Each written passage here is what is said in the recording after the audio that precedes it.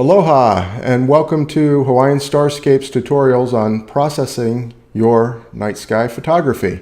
I'm Steve Cullen and I'm going to take you through all of the tutorials that we're making available to our customers. And in this tutorial that we're going to go over right now, we're going to talk about how to make the Milky Way Pop in your Starscape photography. So this is an image of the Haleaumau crater, which is an active volcano. It's actually a lava lake on the Kilauea volcano here on the Big Island of Hawaii. And it's a mosaic image of 21 individual pictures that have been stitched together to make the final shot. And I think it turned out really nice. And I like how the Milky Way is arching over and we've got good composition. But I think that the Milky Way can have a little bit more of a punch. And so I'm going to go in and show you how to pull up the brightness in very select areas and make a little more contrast between the dark dust lanes and the diffuse glow of the Milky Way. So first of all, let's go ahead and zoom in a little bit so we're working on a smaller area. Now I'm using a Wacom tablet, and if you do a lot of image editing and photo processing, I would suggest that you invest in a tablet. It makes everything so much easier and more natural for processing your images. So now that we've zoomed in, what we want to do is work on a technique called dodging, and the other technique is called burning. Dodging will brighten an area, and burning will darken an area. And so, as you can see in the Milky Way, we've got just that. We've got areas of diffuse glow that I'd like to pull up a little brighter. And then we've got areas of dark dust lanes that I'd really like to accentuate a little bit more. And so I'm going to show you how we do that using layers for dodging and burning. So the first thing we want to do is create a new layer. And we're going to go ahead and call that layer Dodge. Oops. And we want to change the blending mode on that layer to soft light. So now what we've got is a layer over top of layer 0, our background or our main image. And this layer is going to be our dodge layer, where we're going to apply the brightening. And so in order to do that, we want to pick up a brush, and we want to make sure for dodging that we're painting with white. And we want to have a brush, and we want to set the opacity of the brush somewhere between 5 and 10%. I'm going to go ahead and change it to 8% for this. And anywhere between 5 and 10% should work nicely. And again, since I'm using the tablet, I can just use the scroll wheel on the tablet to change my brush size. If you don't have a tablet, you should get familiar with the options for changing your brush size using the keyboard. There we go. Okay. I'm going to make my brush size just a little bit smaller. And what we're going to do is just paint in the bright areas as close as we can get to the bright areas with this brush. And we're not going to be applying a lot. We've got an 8% opacity, so it's going to be kind of a subtle effect. But we can continue to layer on more of the effect if we want to get the level of brightness as we'd like it. And I'm going to show you another technique after we've created the dodge layer on how to make it look a little more natural. So let's go ahead and get started. So I'm just going to go in here with my brush, and I'm going to brush in some brightness. And again, it's a real subtle look. Maybe I have to even zoom in a little closer. Let me let's go ahead and zoom in just a little bit closer for you to so you can see the brightening happening. So there you go. You can see how we're brightening these areas of the Milky Way. Now in this tutorial, we're going to stay outside of the trees here. I'll do another tutorial on masking, and in particular using luminosity masks to brush in light or background objects that would be behind an object like the tree here. And there's a pretty cool technique that I'll show you in another tutorial on how to do that. And we'll go ahead and use the exact same image for that tutorial, so keep an eye out for that. So I'm going to just keep going through the Milky Way, just brushing in some color. Again, just white color. Zoom back out just a little bit. And just to give you an idea of what we've got so far, let's center the image. What we've got so far, let's turn the layer off and on. So there you go. You can see how I brightened up those areas where there was some diffuse glow. Now, there's a couple of areas where I'd like to go back in and maybe add some more. And maybe get some more of the Milky Way as we head across the arch of the Milky Way. This is a nice little area that could use a little glow.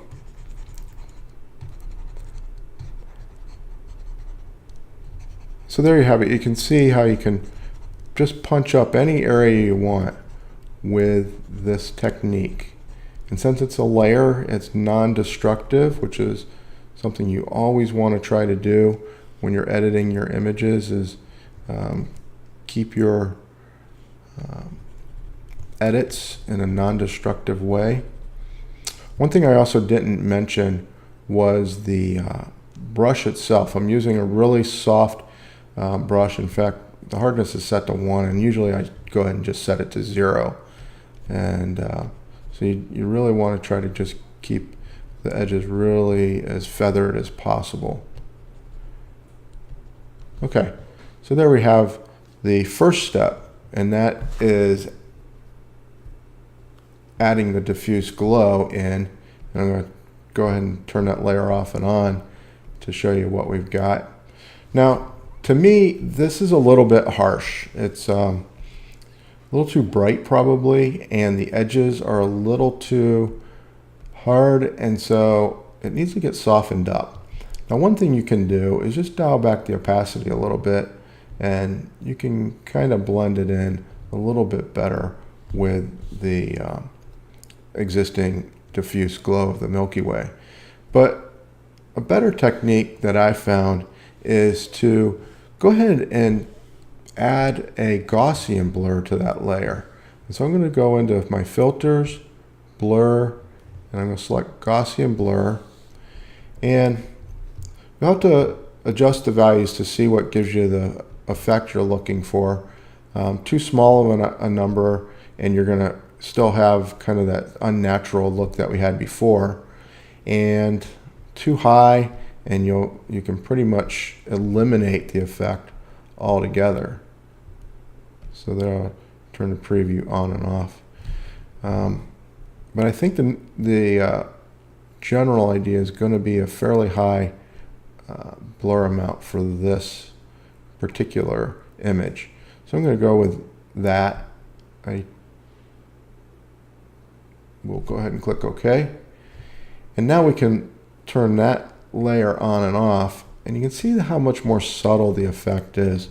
Let's zoom in a little bit more so you can get a better idea of how subtle the effect is.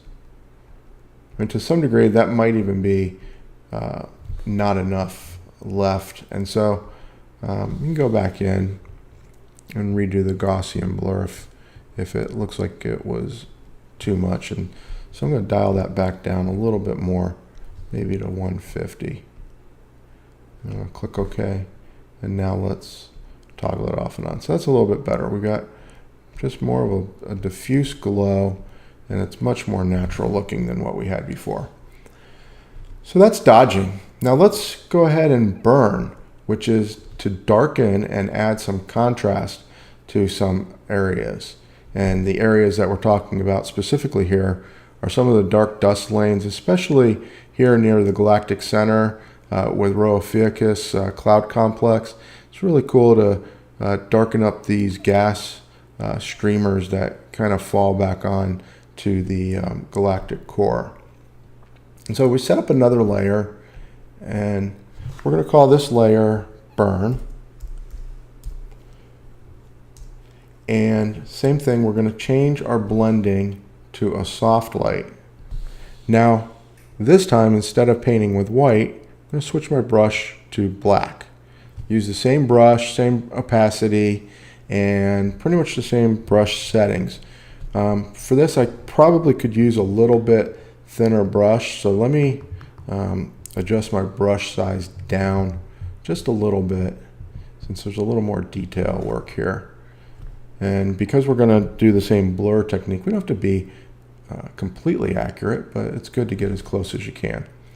So now I'm going to go in, and as I said, I really like these dark gas cloud streamers coming from the Rho Ophiuchus region.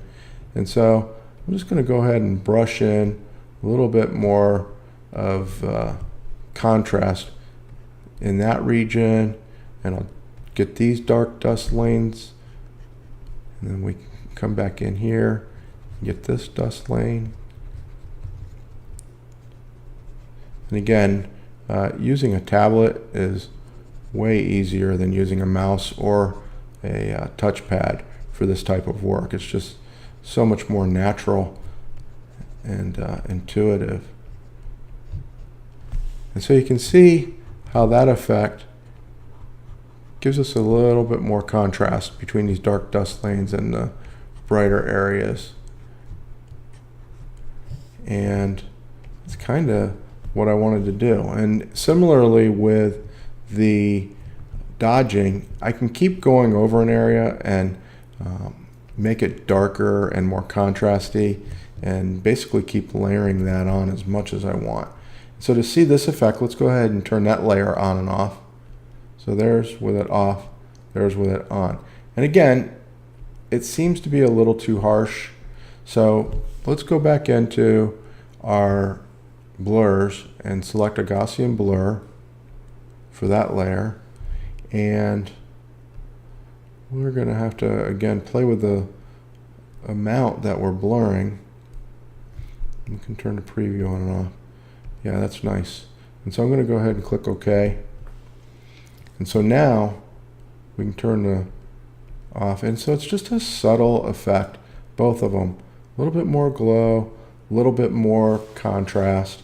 And if we zoom back out, we'll go ahead and turn those off and on again. You can just kind of see how that glow adds a little bit more pop to your Milky Way. So that's how you do a dodge and burn layer. Again, totally non-destructive editing, which is what you always want to do with your images, and gives your Milky Way a nice little pop that I think you can use in many of your shots, whether it's a Milky Way shot or anywhere that you might want to pull up the brightness or the contrast on your images. So thank you for joining me for this tutorial, and we'll look forward to seeing you again back here at Hawaiian Starscapes.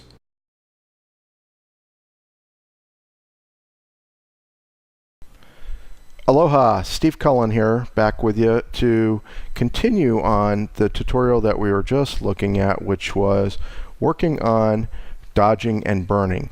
And as I said in the previous tutorial, I wanted to give you a little bit more advanced lesson on how to dodge and burn, but to get to the area behind this tree, for example. And so let's go ahead and we're going to zoom in on that area just so we can have it as a main focus of our work, because really what we're interested in doing is showing you how we dodge this area of the Milky Way, the glow that is behind the tree itself. And for this we're going to use a technique called luminosity masks, and there's plenty of tutorials on the internet on luminosity masks, so I encourage you to do some searching and do some more research on luminosity masks. But basically they are a great way to select parts of your image that have different brightnesses. And so a luminosity mask works great in this image in particular because we have a dark foreground and a fairly bright sky as the background. And so without really talking too much about it, it's probably easier to actually show you. We'll go in and start looking at how luminosity masks work. But first I want to have a quick refresher on how masks in general work. And so I think it's important, whether you're new to Photoshop or have been using Photoshop for a while, that you understand how masks work, because they're a critical part of your image processing workflow, and they are a part of your editing that allows you to do non-destructive editing of your image. And so it's a really important tool and technique to know how they work. And so what I've got here is just basically a finished image of the Milky Way and a road leading to the Hawaiian lava lake. And what I'm going to do is just go ahead and turn on a layer that I've already created that is colored yellow. And as you can imagine, since you're familiar with Photoshop, it's going to turn everything yellow. So our image that we're just looking at is below this layer, and what we want to do is be able to have part of the layer below show through the foreground layer, and that's where masking comes in. And so the way that you do this is you want to add a layer mask with the layer selected, and you'll see that it added a white mask layer to the current layer. And the way that the mask works is the background of the mask is white, and anything that we paint in black over the mask is going to reveal the layer beneath it. And so I've got a brush selected. Let me actually make the brush a little bit bigger here. So now I've got a brush selected, and I've got my opacity set to 8%, and I probably want to just go ahead and make it, just for this purpose, we'll make it 100%. And now we're just going to paint on that mask. And I'm just brushing with my Wacom tablet stylus. And you can see that anything below that I'm painting on the mask is showing through. And now watch when I let go of the paintbrush here, you'll see the mask will show what I just painted. So here we go. There we go.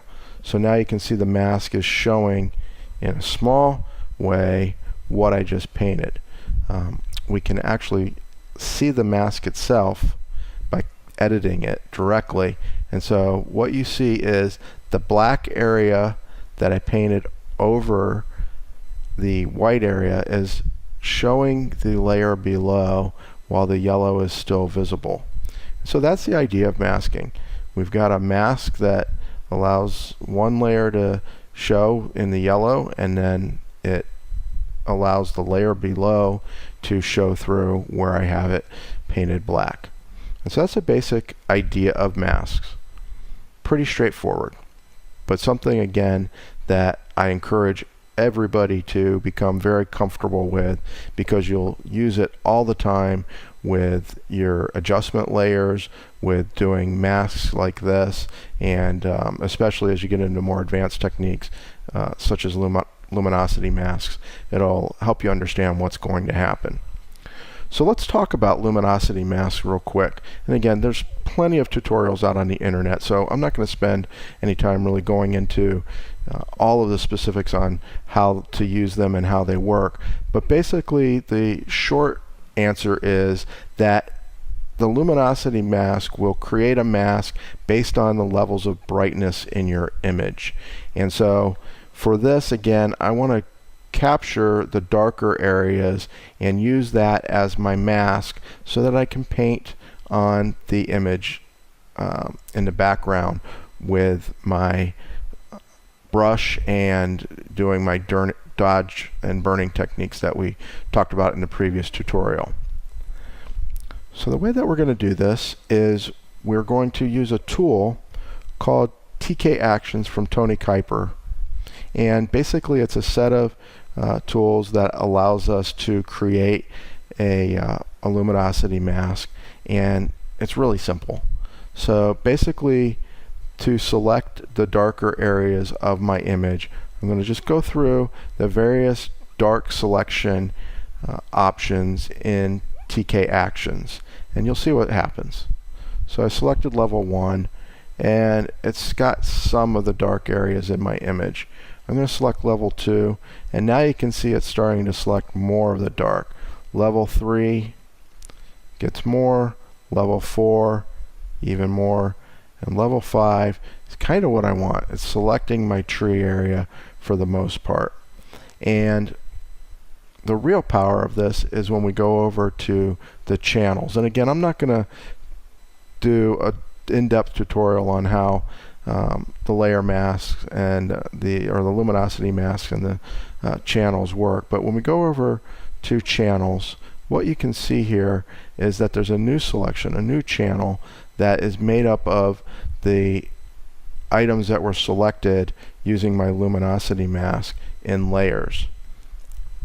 And all I'm going to do is command click, which loads that selection onto the clipboard.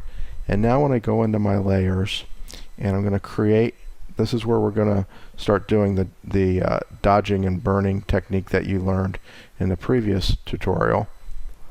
I'm going to go into my layers, I'm going to create a layer, and we're going to do just what we talked about in the previous tutorial. I'm going to make that a new layer with soft light.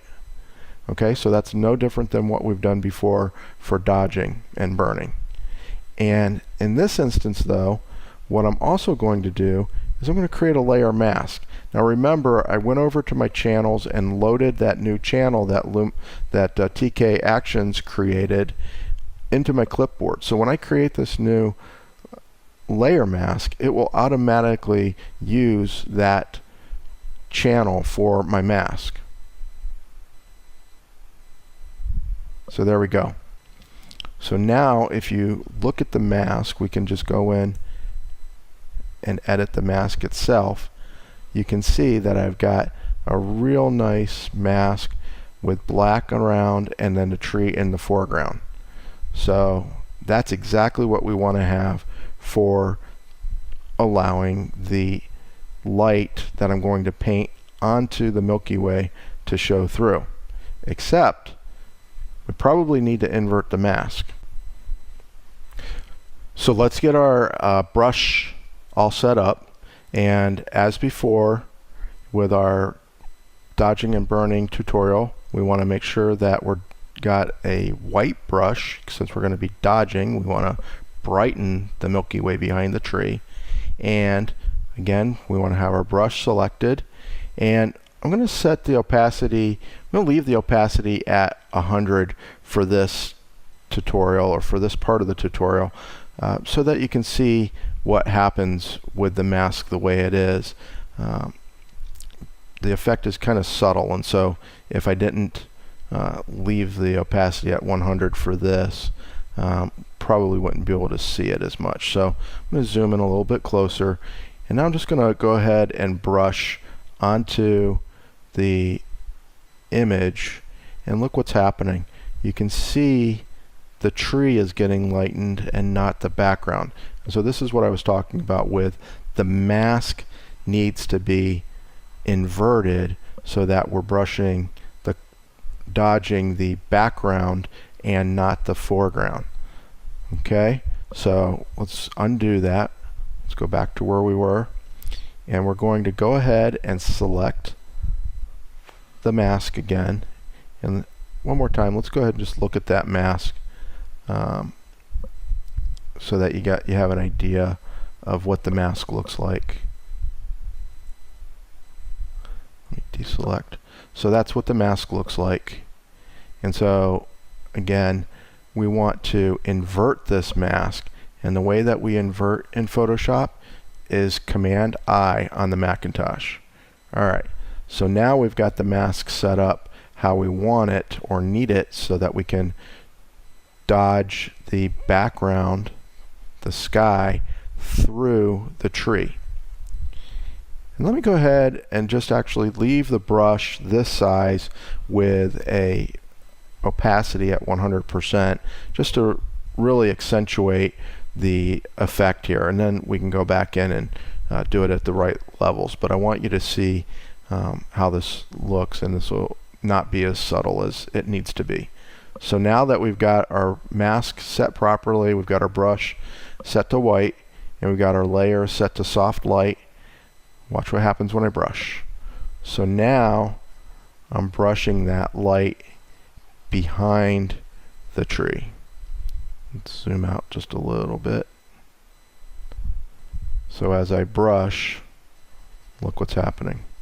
The light is going behind the tree because we set our luminosity mask, or excuse me, set our layer mask up properly by inverting it. Okay? So now that you can see how the effect works, and again, that was way overdone.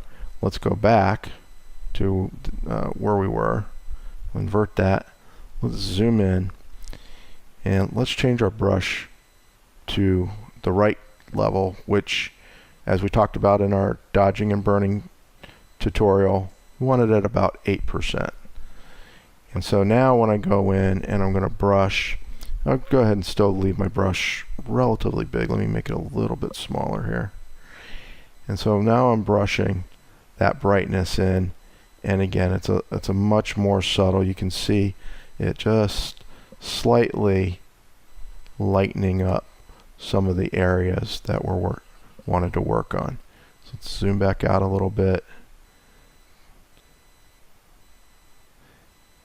And so you can see how this technique works for masking out the tree so that we can edit the sky below or behind the tree area. So there we go. So we just added a little bit of glow, and since this is a new version of the image, it doesn't have the glow that we added in the previous tutorial, so we'd have to go back through and add in a little more of that glow to punch it up as we did before. And like we did before, we can do a Gaussian blur to soften the overall effect. But let's just turn this off and on so you can see the glow through the trees as we turn that layer off and on. And again, we can go in to the filters and apply a Gaussian blur to clean that up a bit, because it's almost always going to be a little too extreme without doing it this way. And you might like it extreme like that, but you know, it's all a matter of personal choice for how you edit your images. I like it a little more subtle, highlights to my Milky Way galaxy shots, and so that's kind of the way I would like to see it done. And so there is the more advanced technique on creating a luminosity mask using that new channel as a mask on your new layer that you're using for dodging, and then going through and dodging and adding the glow to the Milky Way through the trees. So hopefully that gave you an idea of a little more advanced way to edit your images. Again, it's a tool that you're gonna want to learn how to use. Masking is something you're going to use all the time in Photoshop when you're working in a non-destructive way on your images. So get comfortable with it, understand how they work, and have fun with it. So there we go. If you have any questions, feel free to drop us a line, and we'll look forward to seeing you at the next tutorial. Aloha.